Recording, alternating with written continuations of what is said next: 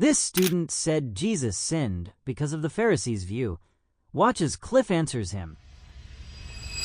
The reason that I am convinced Jesus is Messiah is because he claimed to be, and then he backed up that claim with a sinless life. Unfortunately, people could Orthodox rabbis could disagree with that. For instance, in the Bible, like Christian Bible, the Old Testament, for example, it says it's either in Numbers or Exodus. It says don't pick plants on the Sabbath, but Shabbat. And anyone who does this will be killed, according to the Old Testament.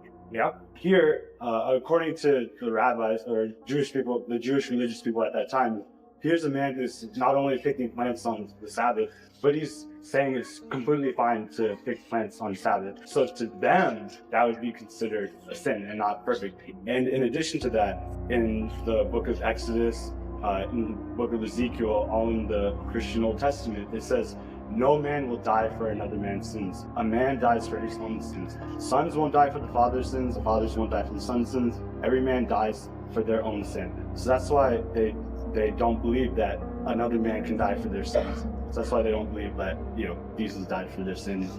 So then how do you reconcile that with the claim that Jesus died for? Jesus disagreed with the Pharisees. Right. Yeah. The Pharisees said, when your disciples pick grain on the Sabbath, and when you, Jesus, heal a sick man on the Sabbath, you are violating the Sabbath. And Jesus was very direct. He looked into the faces of these religious Jews and he said, you're wrong. You are elevating a day and misdefining God's intention for how that day should be celebrated by saying it's wrong for hungry people to pick grain on the Sabbath, and it's wrong for someone to heal a sick man on the Sabbath. And then Jesus goes on and says, think about it, fellas. If you had an animal that fell into a hole on the Sabbath, wouldn't you pull it out of the well, pull it out of the hole?